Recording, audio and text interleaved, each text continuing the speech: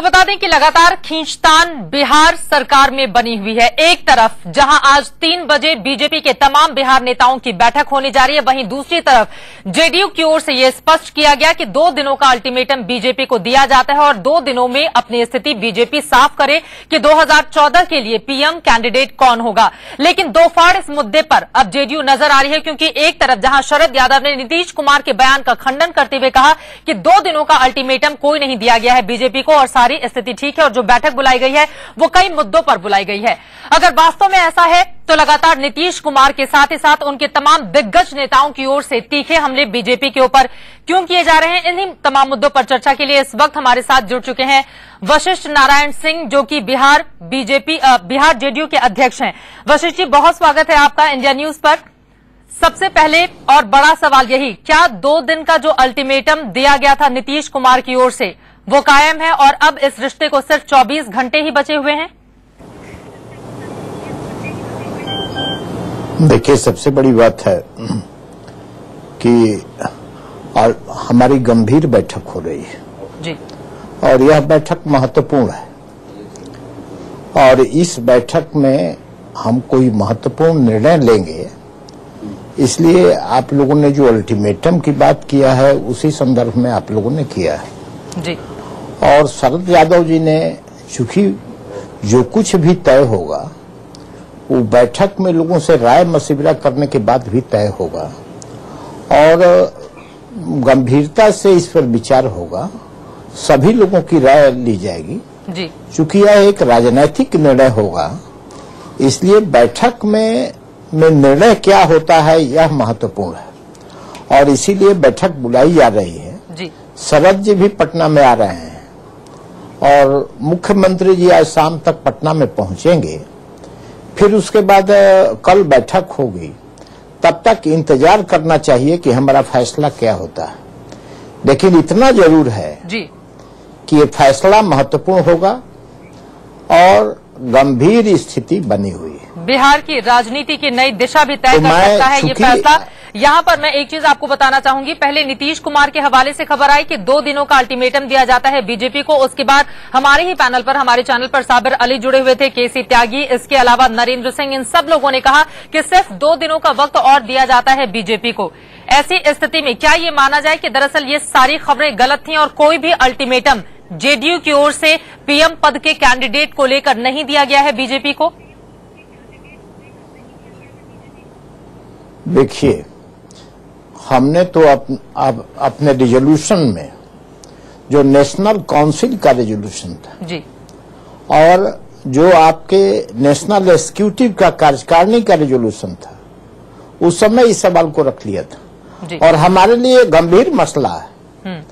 2 दिन के अंदर कह रहे हैं, इस पर तो हमारे पार्टी की सोची समझी हुई राय है और इस पर जब हम बैठ रहे हैं, जो स्थिति बनती जा रही है जी, और जिस ढंग से एनडीए का संचालन हो रहा है उससे हम संतुष्ट नहीं हैं और हम जिस तरह से घटनाक्रम इधर हाल के महीनों में बढ़ा है, जब से हमारा सम्मेलन हुआ था उसमें हमारा रेजोल्यूशन पास हुआ था, उसके बाद से हमको लगता है जी कि एक स्थिति ऐसी आ जा रही है कि लंबे काल तक कोई फैसला हो प्रधानमंत्री के पद पर, वो उसमें अब को जल्दीबाजी करना चाहिए और इनडेफिनिट तरीका से इंतजार करने का समय अब खत्म होता जा रहा है जी। इसलिए यह बैठक इस दृष्टिकोण से भी महत्वपूर्ण है। एक सीधा और यदि सवाल हमारी सर आपसे। पार्टी के लोगों ने अलग अलग ढंग से राय, जी,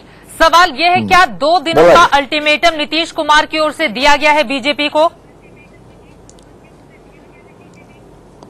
देखिए, सवाल है, हमारी बैठक हो रही है और इस बैठक में चूंकि उन्होंने अल्टीमेटम किस रूप में दिया, लेकिन मैं इतना जरूर मानता हूं हमारी 2 दिन की बैठक राजनीतिक दृष्टिकोण से, एनडीए के दृष्टिकोण से बहुत ही महत्वपूर्ण है। स्वयं इसमें राष्ट्रीय अध्यक्ष आ रहे हैं, हमारे विधायक आ रहे हैं, तो अल्टीमेटम शब्द को कह करके आप अभी इसकी व्याख्या उसी रूप में मत करिए, लेकिन यह बैठक एक निर्णायक बैठक होनी जा रही है जिसमें एनडीए के गठबंधन के संबंध में भी निर्णय होगा और साथ साथ बिहार में जो स्थिति पैदा हो गई उस पर भी निर्णय होगा। लेकिन इसके बावजूद भी सभी की राय ले लेना जरूरत है। सभी जब इकट्ठा हो रहे हैं हमारे एमएलए पार्टी के सभी नेता, तो राय विमर्श ही अंतिम फैसला का आधार होता है। इसका इंतजार करना चाहिए। तो यानी कि बीजेपी को आप लोगों ने कुछ वक्त दिया है कि आप सोच समझकर बताइए कि 2014 का चेहरा कौन होगा बीजेपी की ओर से। ये बातें पहुंचा दी गई हैं बीजेपी तक। देखिए ये तो इसको तो पहले हम लोगों ने पहुंचा दिया है। इसको सार्वजनिक रूप से हम लोगों ने कह दिया है जी। कोई इसमें तो कोई ऐसा बात लिखने का हमने तो आपको पहले ही कहा कि रिजोल्यूशन के भी माध्यम से और स्वयं दिल्ली राजधानी में, देश की राजधानी में इस बात को कहा गया तो है। कोई वक्त और तो इस दिया बात गया से होगा ना आप लोगों की ओर से, नेता अवगत जी। थोड़ा समय तो दिया गया होगा ना। वैसा तो है नहीं कि लोकसभा इलेक्शन के ठीक पहले बीजेपी अपने कैंडिडेट का ऐलान करे और जेडीयू उस पर सहमति जता दे। ये स्थिति तो होगी नहीं। देखिए वक्त दिया नहीं, यह वक्त दिया जाता है कुछ। हम लोगों ने तो 31 दिसंबर तक का वक्त दिया जी। 31 दिसंबर के वक्त के पहले राजनीति में बहुत कुछ निर्णय जो होता है घटनाक्रम के आधार पर भी होता है जी। समय की अवधि के पहले से भी हो जाता है। जब विशेष परिस्थितियां पैदा हो जाती हैं तो उस पर गंभीरता से तत्काल विचार किया जाता है। विशेष परिस्थितियां कहाँ पैदा हुई हैं? राजनाथ सिंह ने तो कहा नहीं है कि वो मोदी को पीएम पद का कैंडिडेट बनाने जा रहे हैं, ना ही बीजेपी के किसी और नेताओं की ओर से कहा गया है। और अब जब आपने 31 दिसंबर तक का वक्त दिया है तो उसके ठीक पहले इस तरह का माहौल खड़ा करने की जरूरत जेडीयू की ओर से आखिर क्यों आन पड़ी? अच्छा देखिए, इसके बाद बड़ा अच्छा आपने सवाल किया जी। सभी बातें जबान से बहुत स्पष्ट नहीं होती है, कभी कभी वे बातें एक्शन से ज्यादा स्पष्ट हो जाती हैं जी। राजनाथ सिंह ने ठीक है इस रूप में नहीं कहा है कि प्रधानमंत्री कौन होगा। लेकिन यदि नेशनल एग्जीक्यूटिव कमेटी की भाजपा की मीटिंग हो रही है जी। और भाजपा का राष्ट्रीय अध्यक्ष यह कहता हो कि मैं पहले बोल लेता हूं, पार्टी का जो नेता होता है वो अंत में बोलता है जी। परंपरा है कि अध्यक्ष बोलते हैं पहले। बिल्कुल। लेकिन वहां राजनाथ सिंह ने स्वयं कहा कि मैं नरेंद्र मोदी जी को बाद में बोलने का कहूंगा कि जो नेता, जो सबसे बड़ा नेता होता है वही अंत में बोलता है। तो क्या इससे भाजपा की स्थिति स्पष्ट नहीं हो जाती है क्या? उन्होंने तो ये कहा है कि लोकतंत्र में नहीं हो जाता है क्या? लोकतंत्र में जो सबसे लोकप्रिय होता है वही नेता होता है। राजनाथ सिंह की ओर से ये कहा गया था। तो लोकतंत्र में नेता यदि उनके पार्टी के अंदर चाहे बाहर में जी, ये कोई जरूरी नहीं है। नेता की व्याख्या यदि कहिएगा तो जयप्रकाश नारायण भी नेता थे जी। वो किसी पद पर नहीं थे। तो वो अपनी तो व्याख्या अपने ढंग से करने की बात है।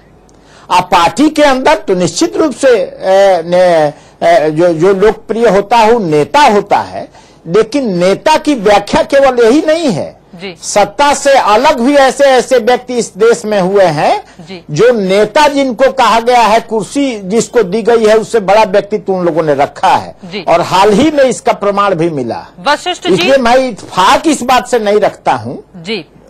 तो क्या आपको लगता है कि राजनाथ सिंह के एक्शन के जरिए ये मैसेज गया है कि मोदी ही 2014 का चेहरा होंगे बीजेपी की ओर से? क्या आप ये कहना चाहते हैं?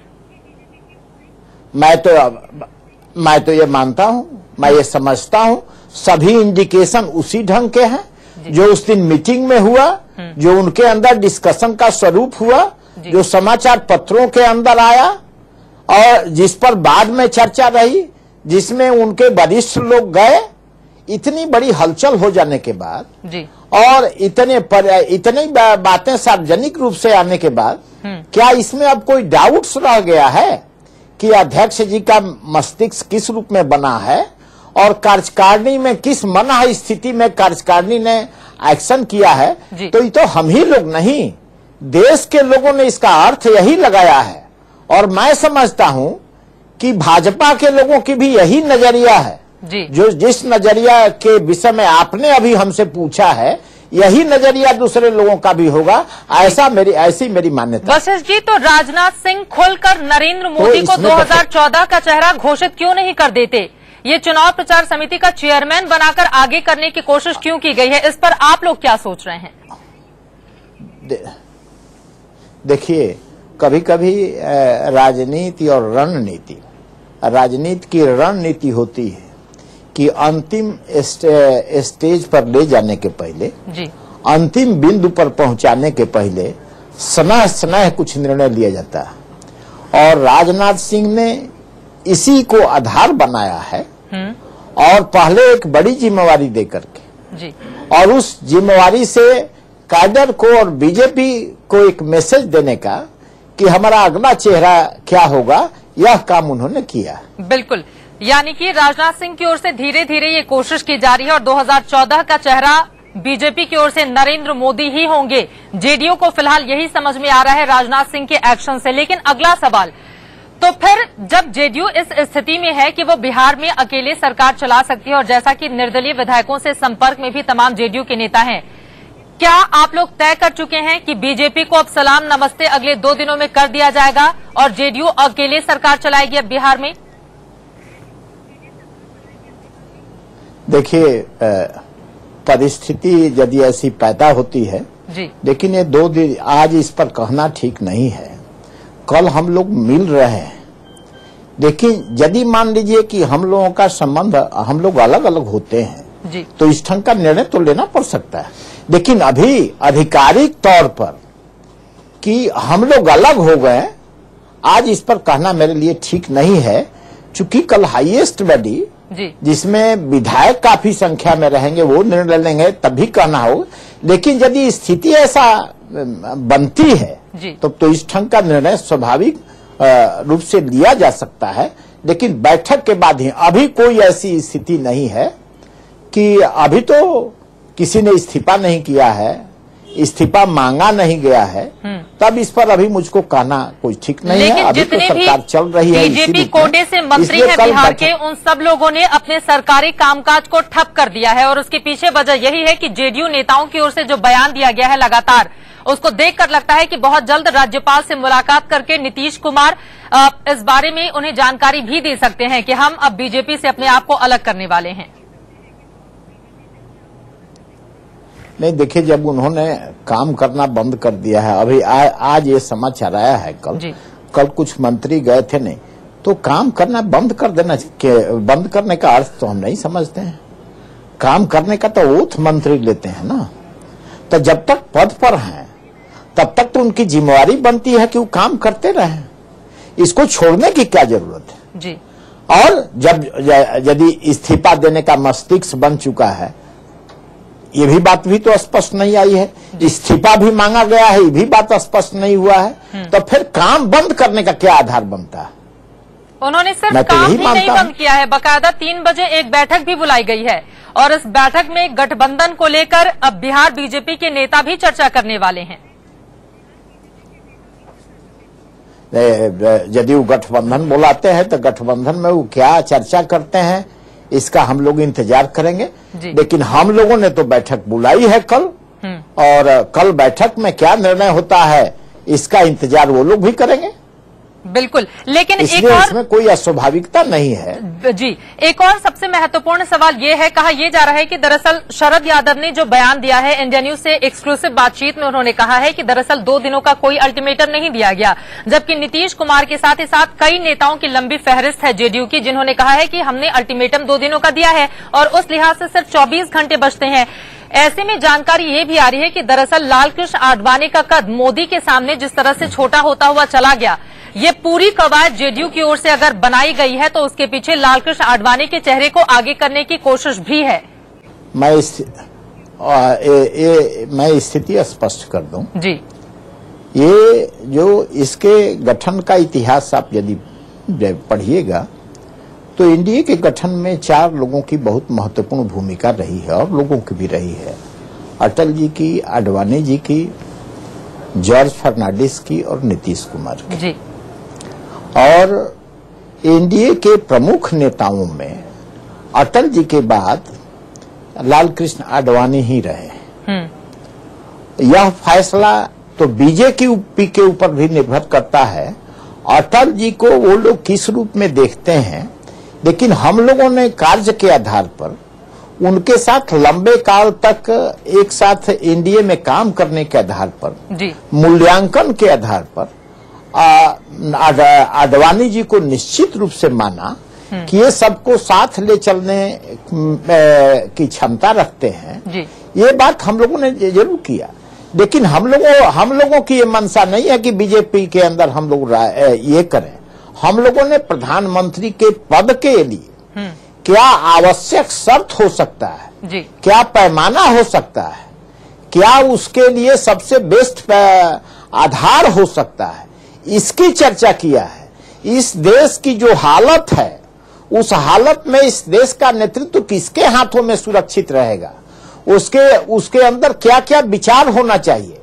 वो जो देश की समस्याएं हैं, उस समस्या को वो गंभीरता से लेता नहीं है, लेता है कि नहीं। इन सवालों को सोच करके हम लोगों ने प्रधानमंत्री के पद के उम्मीदवार के लिए जो सर्वोत्तम व्यक्ति हो सकता है, उसके लिए जो हम लोगों ने कहा था, पिछड़े राज्यों के प्रति उसकी हमदर्दी होनी चाहिए। ये विशाल देश है जहां अनेक धर्मों के लोग, अनेक संप्रदाय के लोग, अनेक संस्कृति के लोग, अनेक आस्था वाले लोग, अनेक तरह के जीवन जीने वाले लोग रहते हैं। इनके प्रति समान दृष्टिकोण रखने वाला व्यक्ति यदि भारत का प्रधानमंत्री हो तो देश के लिए बहुत अच्छा हो सकता है। तो क्या आप ये कहना चाहते हैं कि एनडीए में सिर्फ दो ऐसे नेता हैं, लाल कृष्ण आडवाणी और पिछड़े राज्यों का जो हिमायती हो यानी कि नीतीश कुमार, सिर्फ ये दो ऐसे नेता हैं जो प्रधानमंत्री बनने योग्य सबसे अच्छे उम्मीदवार होंगे? देखिए, सबसे बड़ी बात है कि न लाल कृष्ण आडवाणी जी ने कहा है कि मैं प्रधानमंत्री के दौड़ में हूं, और नीतीश कुमार ने तो साफ साफ इनकार कर दिया है कि मैं प्रधानमंत्री के दौड़ में हूं ही नहीं। अब यदि जिस लोग अपनी बात नीतीश कुमार जी के पाले में डाल करके नीतीश कुमार को नाम लेकर के कह देते हैं, तो उसकी बात हम नहीं कर सकते। यही बातें तो नरेंद्र मोदी ने भी कही थी कोलकाता में। वशिष्ठ जी, यही कहा था नरेंद्र मोदी से पीएम पद को लेकर जब सवाल पूछा गया तो उन्होंने कहा कि दरअसल मैं एक गैर राजनीतिक व्यक्ति हूं और जो राजनीतिक व्यक्ति होगा प्रधानमंत्री वही बनेगा। इस बात से तो उन्होंने भी इनकार किया है, फिर आप लोगों को इतनी आपत्ति क्यों है? देखिए, सबसे बड़ी बात है कि उन्होंने जो कुछ कहा है जी, उसकी व्याख्या यदि वो करें तो ज्यादा अच्छा है। लेकिन हमने जो कहा है वो विचारधारा के आधार पर कहा है जी। हमने जो विरासत में हमको जो मिली है और जो हमारे आस्था के अभी तक जो आधार रहे हैं, उसके आधार पर कहा है जी। हमने जो अपनी राजनीतिक लाइन अभी तक तय किया है, जिसके आधार पर अपने पार्टी को चलाने का काम किया है, उसके आधार पर कहा है। जो जिन वर्गों के बीच में हम लोगों ने काम किया है, उसके आधार पर राय कहा है। इस देश की समस्याएं जिस रूप में विकराल धारण करती जा रही हैं, इसके आधार पर उस बात को कहा है। चलिए वशिष्ठ जी, आपसे हमारी बातचीत लगातार जारी रहेगी, लेकिन एक सर्वे भी जो सी वोटर के साथ मिलकर इंडिया न्यूज ने किया है, उस सर्वे के हिसाब से अगर हम सीटों के गणित को देखें तो जेडीयू को आगे आने वाले वक्त में नुकसान हो सकता है अगर वो बीजेपी से अपने आप को अलग करती है और नरेंद्र मोदी अगर पीएम पद के उम्मीदवार होते हैं।